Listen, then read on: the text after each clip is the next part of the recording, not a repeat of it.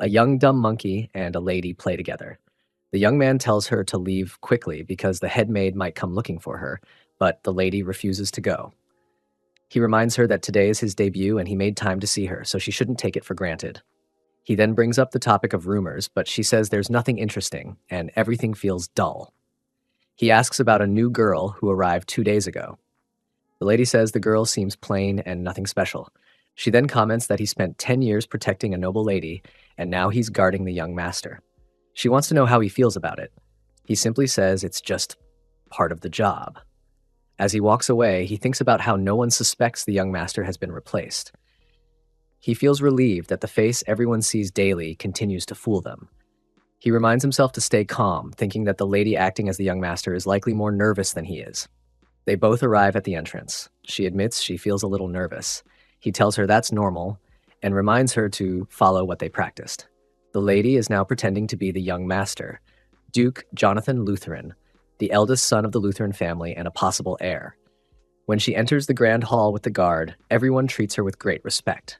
The noble ladies whisper to each other, commenting on how handsome the young master has become. The guard watches and believes everything is going smoothly, and no one suspects anything. A man approaches the guard and shares some information about Duke Lutheran. The guard tries to tell the young master, but notices that she looks distracted and doesn't respond. He leans in and quietly calls her by her real title, Miss. She reacts with surprise, revealing behavior more like a lady than a nobleman. The crowd notices and begins to whisper about the young master's odd reaction. To cover it up, the guard explains that the young master has a throat issue. Then, they quickly head to the break room. He starts scolding her for not acting properly like the young master. She responds that it's not her fault and says whispering in her ear like that is unfair. He replies that he can't just shout "Miss" in front of a hall full of people. He admits he didn't expect her to fully adapt to being called the young master in just a week, but insists she must. She agrees, thinking back to what happened a week ago at Duke Lutheran's estate. Back then, she was informed she would have to take the place of her older brother. She asked Duke Lutheran if something had happened to him. He told her that her brother had not been well recently and that she didn't need to know more. He said rumors were starting to spread, and he needed her to keep up the act. Although she wasn't sure if it was really necessary, he insisted that it was. Even though she wasn't interested in politics, she understood that her brother's presence no longer had the same power. She acknowledged that in a world where everyone fights to be next in line, people notice weaknesses. She had heard that Duke Lutheran made a decision he believed was right, but it ended up being the wrong one. Duke Lutheran explained that just beneath the throne sit 5 major royal families, each expected to give their opinion. Their family was no exception. He had supported the king's eldest son, but the eldest daughter claimed succession rights instead.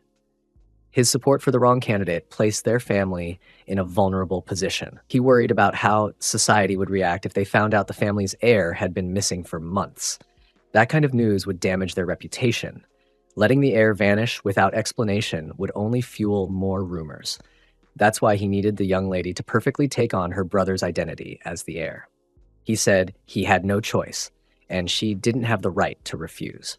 Duke Lutheran glanced at the guard, who seemed like he wanted to speak. He allowed him to go ahead.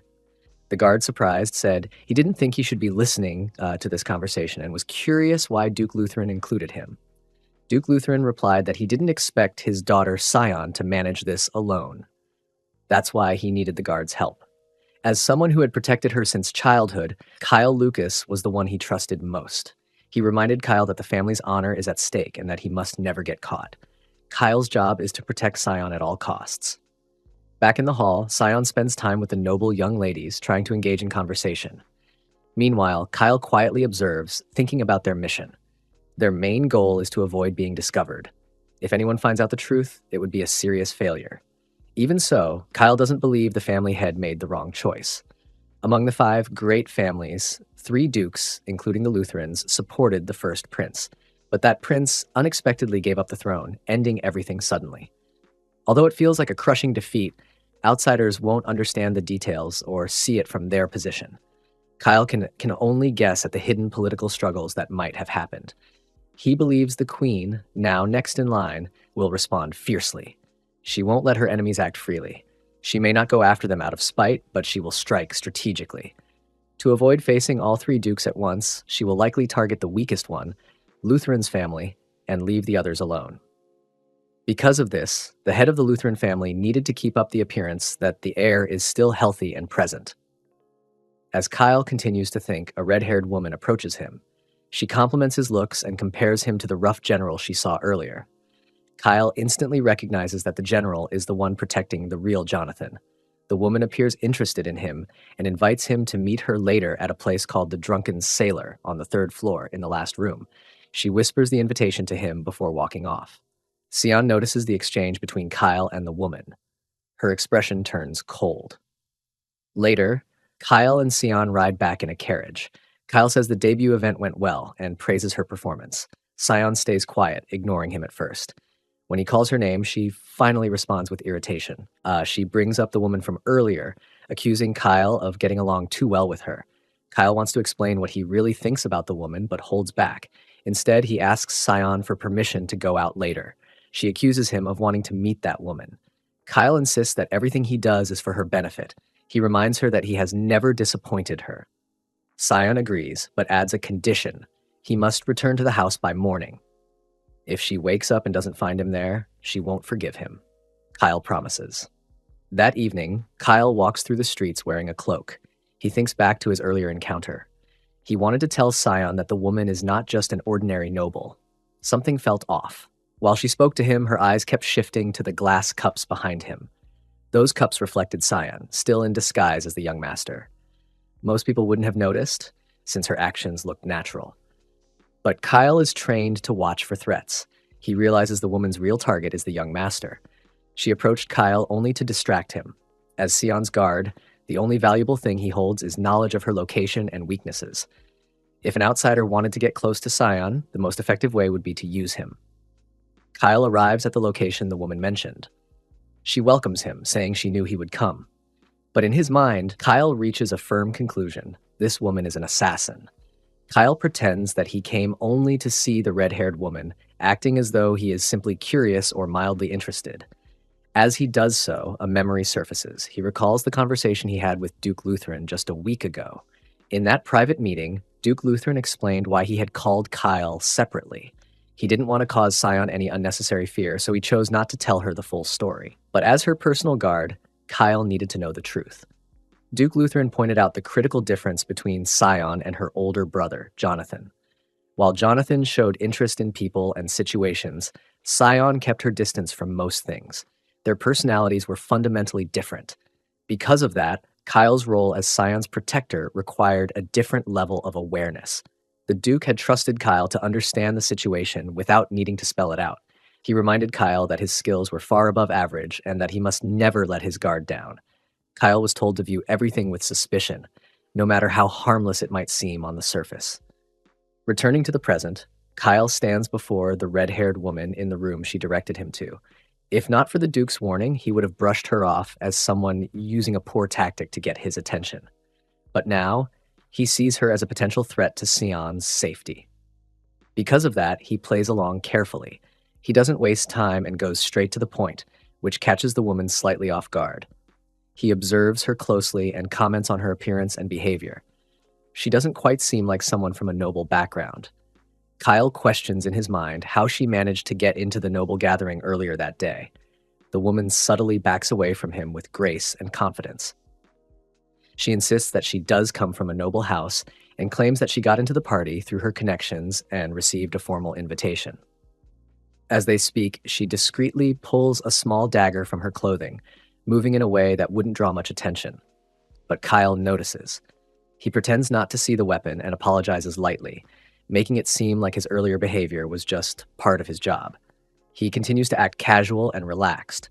Seeing that, the woman slowly hides the dagger again and says they can continue their conversation and enjoy each other's company. Kyle agrees, knowing full well what kind of situation he is in. After spending some time talking, the woman smiles and brings up how strange it is that they don't even know each other's names. She lightly jokes about it, then smoothly shifts the conversation. She tells him again that she genuinely wanted to get to know him and wasn't lying earlier when she said so. She adds that many women find it boring when men talk about their work, but she finds it interesting. She compliments his line of work and says it's impressive. She then slowly steers the conversation toward the person he is guarding, clearly aiming to learn more about the young master. Kyle realizes that the assassin is finally beginning to reveal her true nature. Her words, her movements, and her subtle probing confirm his suspicions. However, he remains calm and confident, knowing she will not be able to extract a single useful piece of information from him. Instead of pulling away, he makes the decision to raise the stakes by deepening the playful atmosphere between them. His aim is to keep her distracted and off balance. He understands that capturing her now would serve no real purpose. If she fails, her employer will only send another assassin, and the next one might be even harder to detect or track. There's no guarantee he'll be able to stop the next threat in time. The only way to truly protect Sion is to remove the source of the danger, the person who sent this woman. At the moment, the assassin is the only link he has to that unknown employer. Her identity is a thread, and Kyle intends to follow it for as long as possible.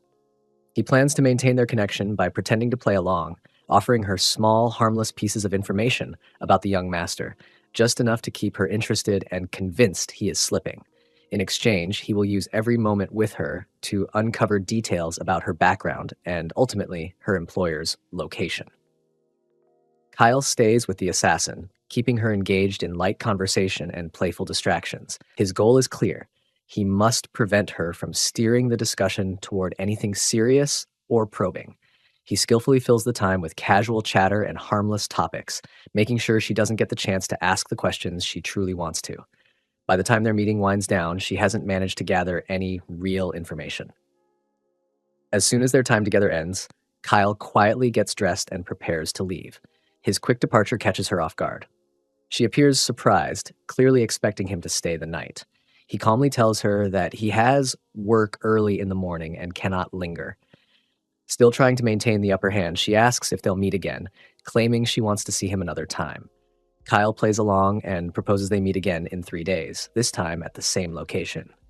He adds that they can have a drink at the pub on the first floor before heading upstairs. She agrees without hesitation. Before leaving, Kyle brings up how they never exchanged names earlier. He introduces himself as Kyle Lucas, the head guard of Count Jonathan. He then asks for her name. She gives it as Elaine. Kyle silently doubts the name's truth, suspecting it might be a pseudonym, but he doesn't let it show. He politely says he looks forward to their next meeting, then quietly makes his exit. As soon as Kyle is gone, Elaine drops the charming, flirtatious expression she had been wearing. Her tone turns sharp as she mutters about how she wasn't able to get anything useful out of him. He turned out to be far more skilled and cautious than she expected. She reflects on how most knights who look like him are usually arrogant and easy to manipulate, but Kyle defied that expectation. Now she wonders how she'll report this back to her employer. Still, she doesn't see the night as a total failure. They've arranged another meeting, which gives her a second chance. With that in mind, she begins planning to drug Kyle's drink when they meet again in 3 days. As she prepares to rest, she remembers that someone named Tonya mentioned she'd be stopping by after work today. This reminds Elaine that some of the weapons hidden around the room actually belong to Tonya. Not wanting her to find out they were taken, Elaine decides she needs to return them before Tonya arrives. She begins collecting the weapons from various hiding spots, behind furniture, under floorboards, and inside false panels. One by one, she retrieves a total of 19 weapons. As she counts them, she briefly considers whether she went too far, but then she shrugs off the thought, reasoning that it's better to be overprepared than to risk being caught off guard. Elaine walks out of the building with a heavy bag filled with the weapons she gathered earlier. Her steps are steady but weighed down, and she mutters to herself about how her habit of overpreparing is becoming a burden. The bag makes her movements slower, and she complains quietly that carrying so many weapons only makes things harder for her in the end. Unbeknownst to her, in a narrow alley she just passed, Kyle stands hidden in the shadows. After pretending to leave the inn earlier, he circled back and took position in this alley, waiting for her to come out. His plan is simple. If he trails her carefully, she might lead him back to wherever she came from. With any luck, that place will offer a clue about her employer. Kyle remains cautious, knowing that catching the person behind her is the only way to truly eliminate the threat to Sion. As he begins to follow Elaine at a safe distance, He keeps his pace measured and quiet. He doesn't want to be seen or heard, and every movement is deliberate. But despite his focus, Kyle hopes this won't take too long. In the back of his mind, he remembers his promise to Scion, that he would be home before she wakes up. He wants to keep that promise more than anything. Far above them, a figure watches. A furry lady crouches on the edge of a nearby rooftop, her eyes fixed on Kyle as he follows Elaine. Her posture is relaxed but sharp, like someone ready to act at any moment. Without warning, she jumps from the building and lands on the ground silently. Kyle's instincts flare up. He senses something behind him and quickly glances over his shoulder. At first, there's nothing there, but in the next moment, a dagger is already pointed at him. The furry lady now stands just behind him, her presence sudden and dangerous. She comments on his sharp senses, making it clear she knows exactly what he's doing. Her tone is casual but firm, warning him not to try anything foolish unless he wants to be taken down. Kyle slowly raises his hands, signaling he doesn't want to escalate things. With a calm but slightly mocking tone, he comments that the idea of playing hero must have gotten to her head. He tries to explain that the situation isn't what she thinks it is. He urges her to lower her blade and simply walk away. However, the furry lady stands her ground. She firmly responds that she can't walk away, not when he's following her friend, Elaine. She says she won't turn a blind eye to someone tailing someone she cares about.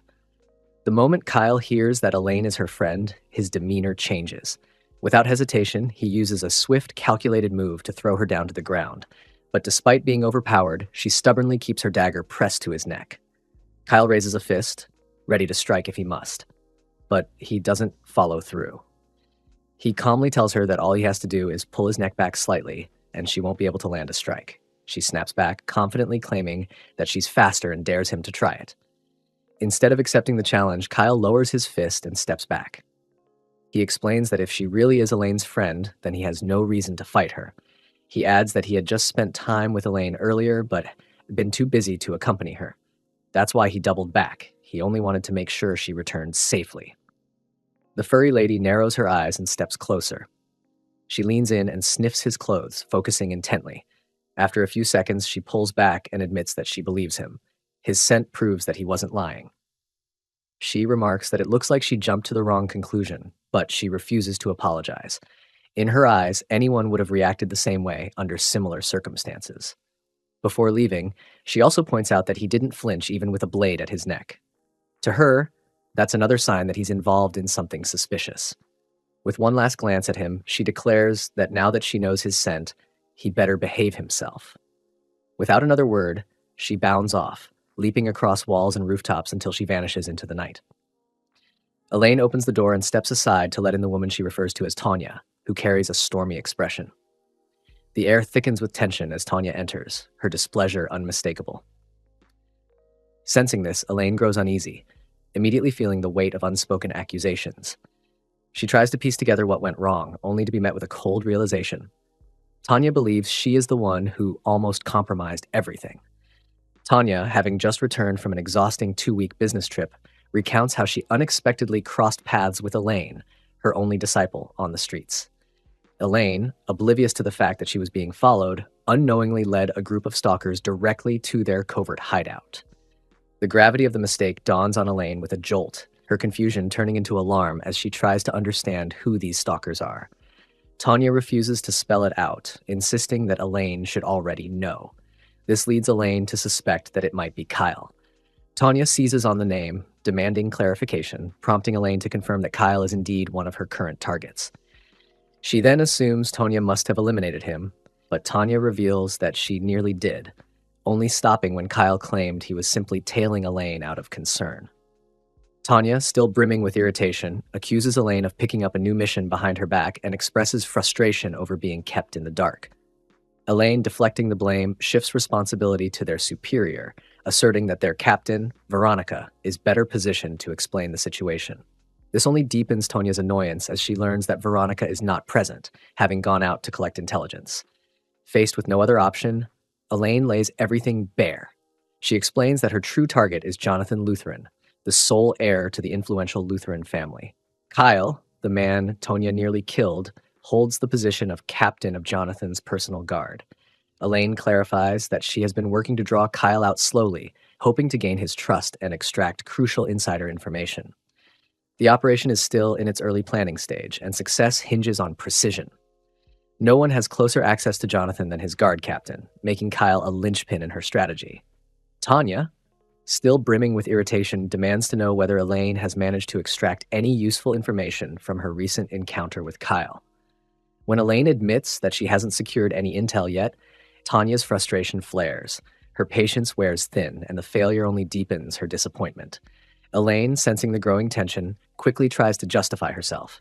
She explains that while it is true she was careless and allowed herself to be followed, Kyle's excuse for doing so, that he was concerned about her, suggests something more. His worry, in her view, is a clear sign that he is interested in her, both personally and perhaps emotionally. She believes that this interest can be turned to her advantage. With just one more meeting, she feels certain that she can draw him in completely, making him pliable enough to spill valuable information. Tanya, however, is far from convinced. She cuts off Elaine's hopeful reasoning, warning that one more chance is all she gets. If Elaine fails again, she promises to take matters into her own hands and finish the job herself. The threat hangs in the air, sharp and final. Despite this, Elaine tries to ease her mentor's anger, assuring her that she will not fail and that Tonya won't need to intervene. But Tonya remains skeptical, accusing Elaine of being all talk, unless she has something solid to fall back on. At that, Elaine smirks slightly and produces a small vial filled with a shimmering red liquid and holds it up for Tonya to see. Kyle returns to the Lutheran castle early in the morning, feeling the weight of exhaustion from staying up all night. His eyes show visible dark circles, and he realizes that the sky is already beginning to lighten. Since there is not much time left until sunrise, he figures it is pointless to try sleeping now because he doubts he will be able to wake up on time.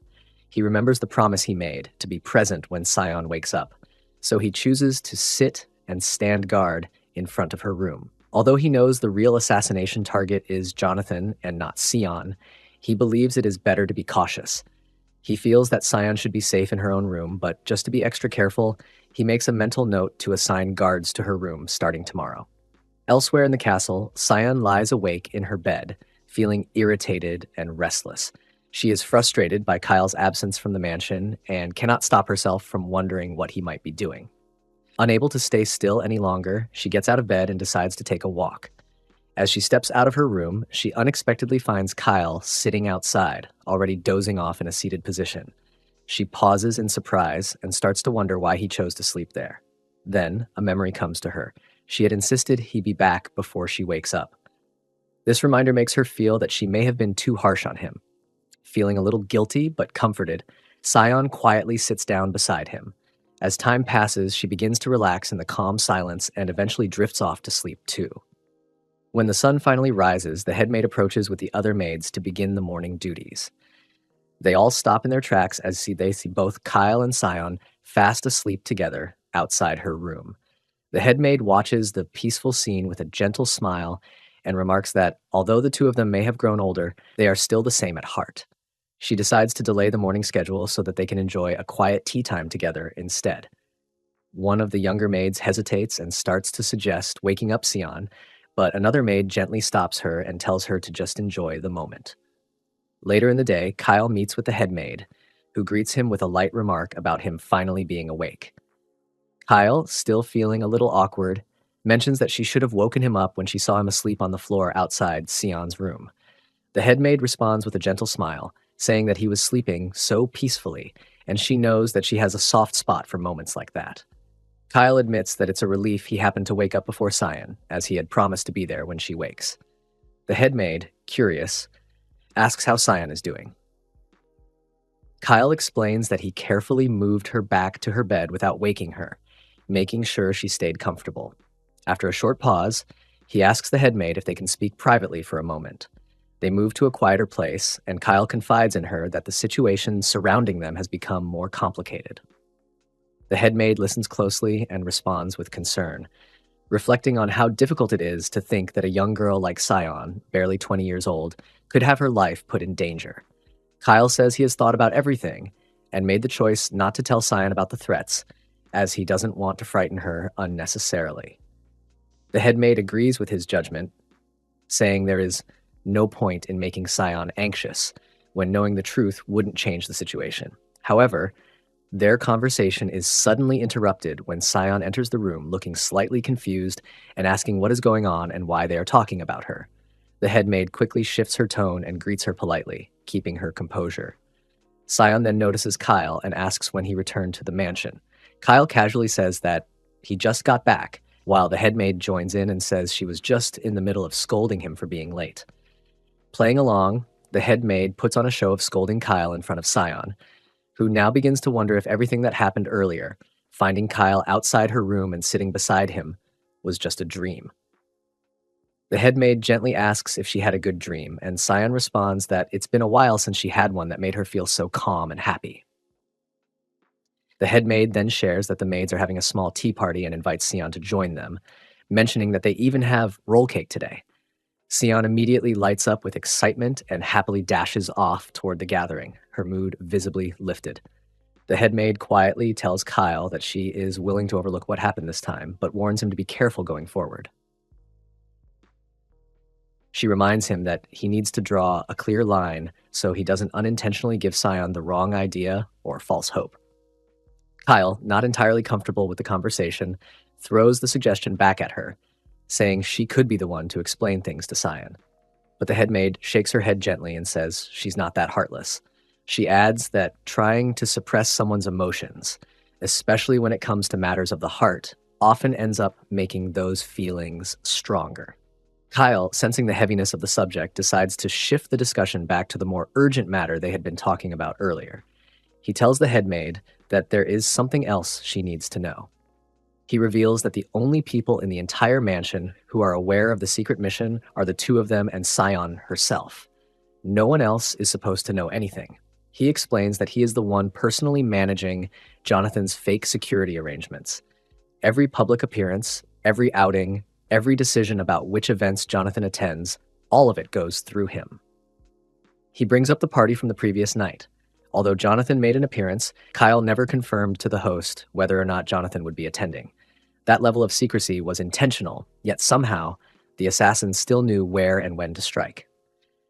Kyle narrows his eyes as he concludes that there is only one possible explanation. Someone within the Lutheran mansion leaked the information. At the Drunken Sailor pub, the atmosphere is lively with people laughing, drinking, and enjoying themselves. Amid the crowd, Kyle sits alone at a table, scanning the room with a calm yet watchful expression. He notes to himself that Elaine is late, though he doesn't believe it's just a matter of poor timing. He suspects that she is doing it intentionally, perhaps to keep him uneasy or test his patience. A part of him even considers the idea that she might already be somewhere nearby, blending into the crowd, secretly watching his reactions from a distance. There's also the possibility that she's ghosting him altogether, maybe as a way to get back at him for something, an idea he finds especially irritating. While his mind works through these possibilities, Kyle shifts focus to the more pressing concern, the rat hiding within the estate. He knows that as long as this traitor remains undiscovered, there's a real chance that every move they make is being reported to the enemy. To him, uncovering the mole isn't just important, it's essential. Tracking down this hidden threat takes top priority. Just as his thoughts deepen, Elaine appears behind him without warning, casually asking if he has been waiting long. He doesn't show his surprise, but tells her that he thought she might have decided to leave him hanging. Even as he responds, his mind is already calculating, thinking of a way to use this assassin threat as bait to draw out the rat hiding in the mansion. Elaine, playing innocent, asks if he is upset about her being late. Kyle responds dryly that he has a full schedule of his own, hinting that her timing isn't exactly ideal. She offers a quick apology, explaining that she had to slip out of the house without being noticed by her father. Kyle waves it off, telling her it's fine, though he remains on guard.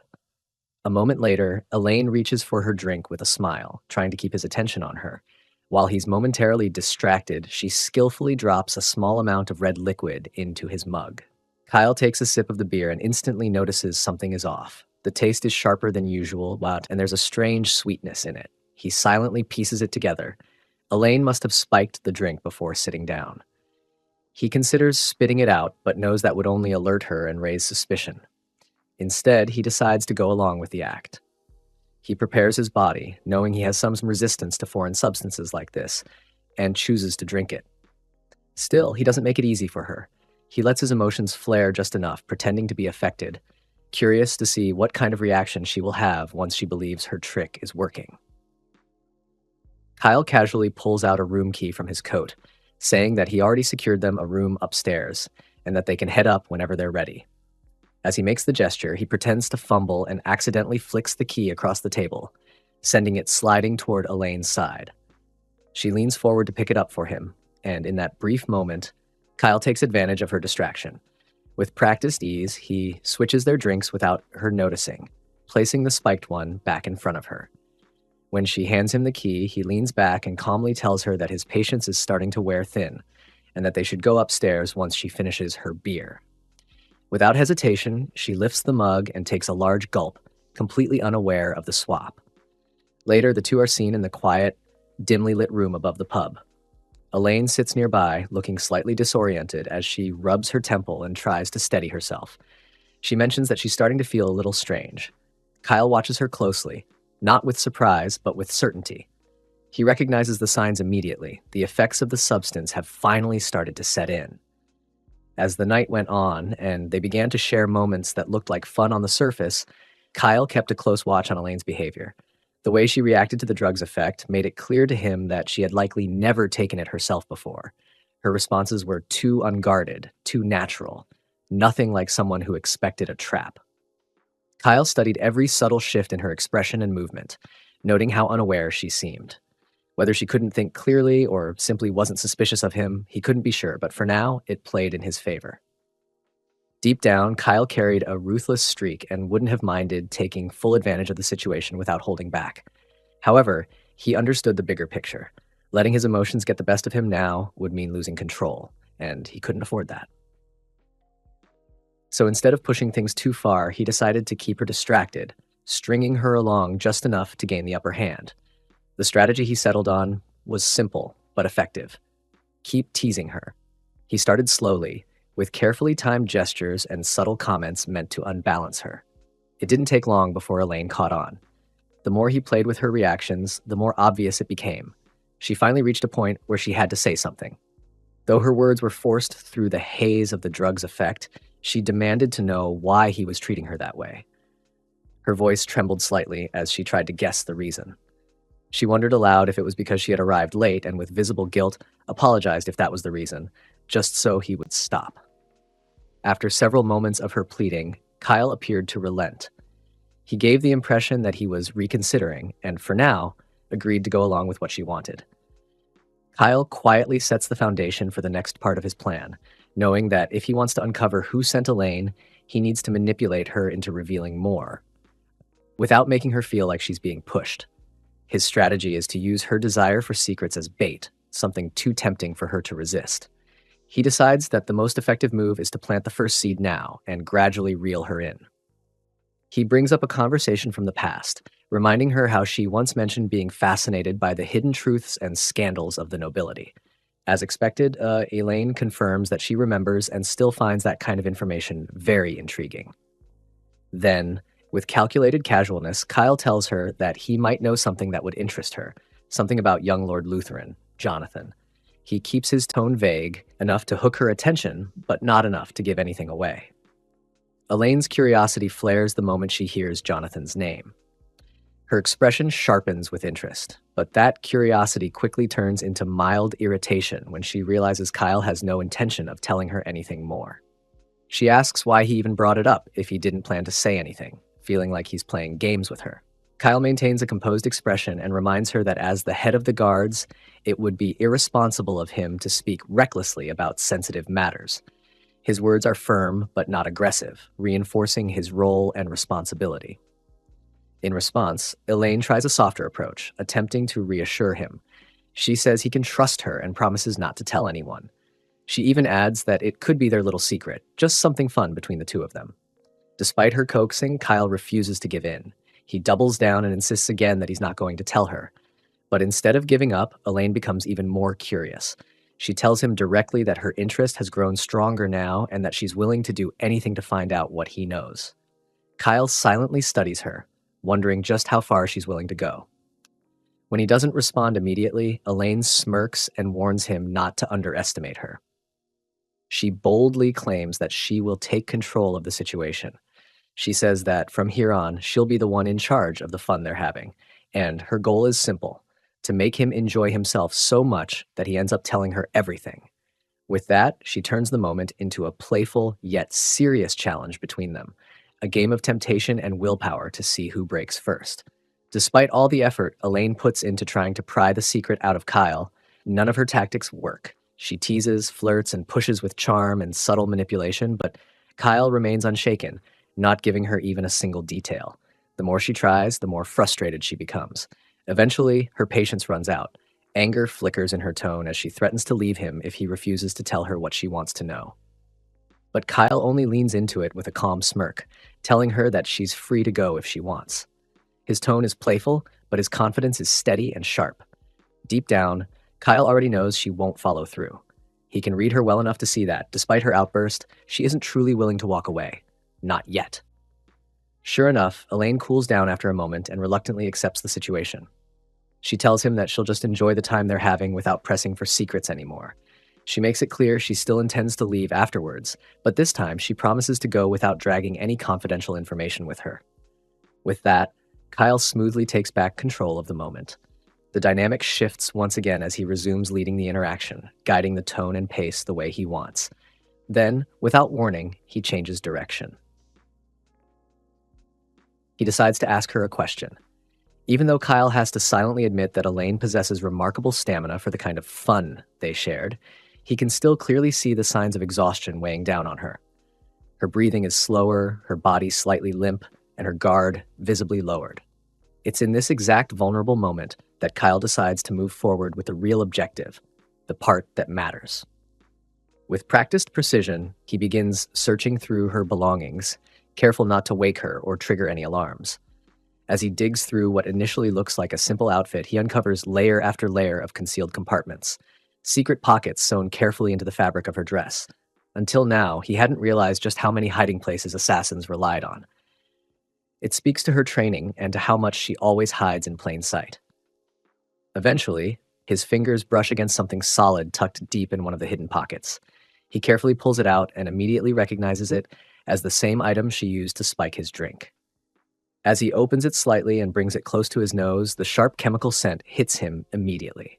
It's not just strong, it's unstable. The impurities in the mixture make it even more toxic than he originally assumed. He finds himself briefly wondering if it was really necessary for her to go to such lengths, but after thinking it through, he figures it must have been desperation driving her. She likely felt cornered, and this was her only way of gaining control. Still, Kyle sees it as a perfect opportunity. Because of the danger she introduced, he was able to convincingly fake a moment of surrender. He reflects on how useful that moment was, because if he had made it seem like he was willing to offer her a fragment of information, especially after pretending to be impenetrable, she would see it as a victory.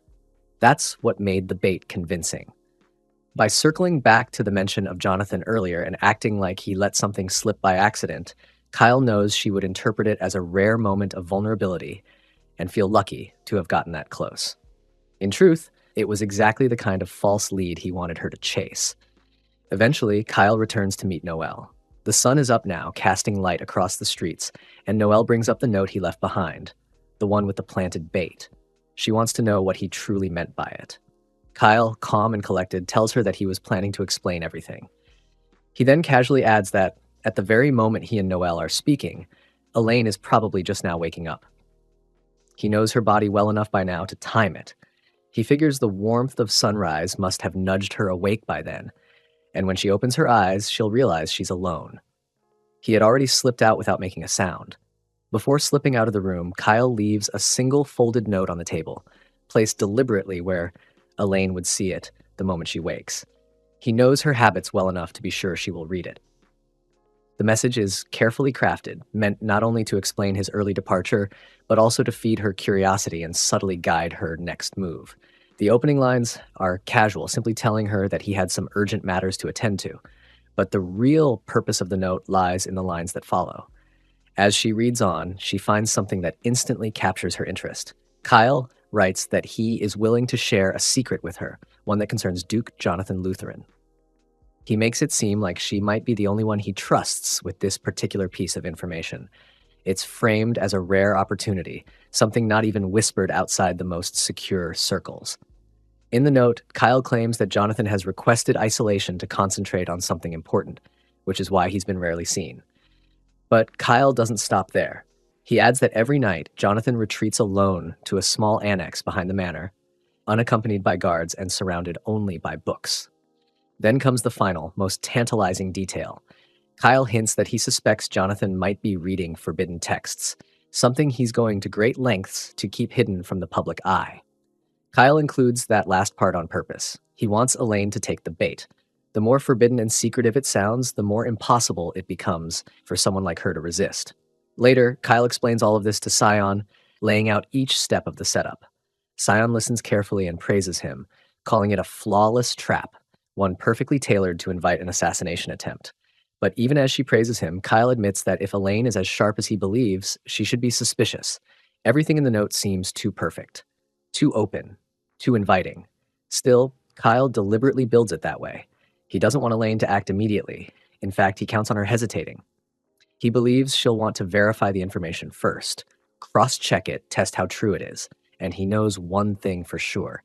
Elaine will be reluctant to sneak into the annex herself, especially now that the estate is crawling with enemies and unknown players.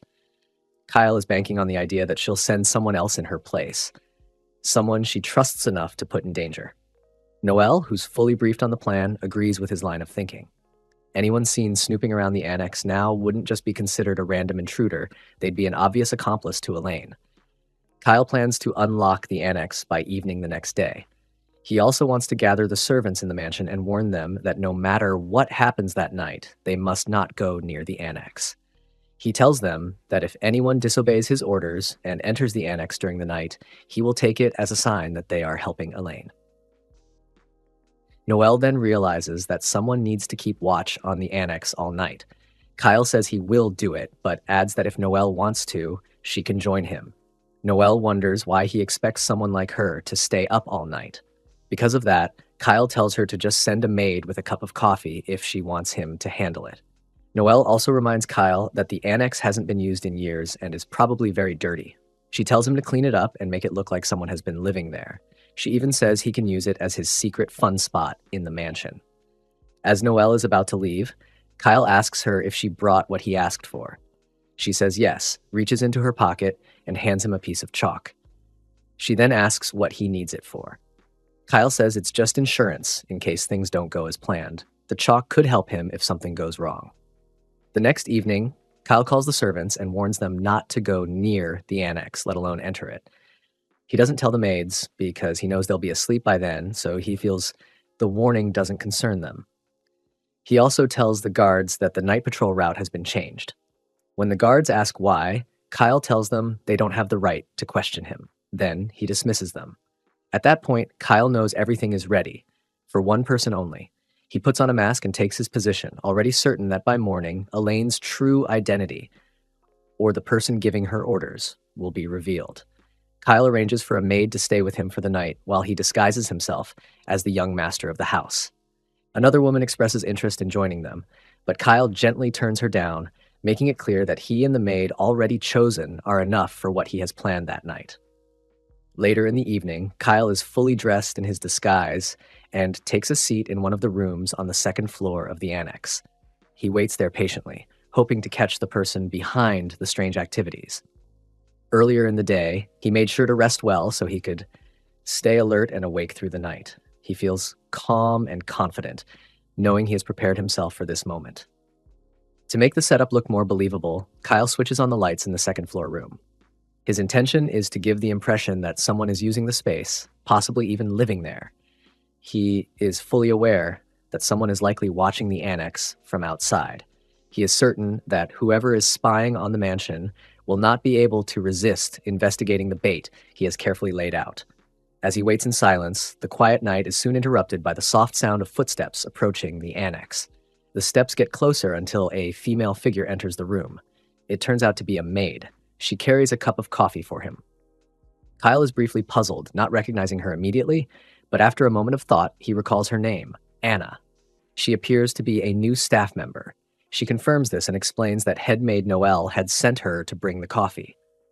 Although Kyle is surprised that Noelle would personally assign the task to someone new, he accepts the drink from Anna without further comment.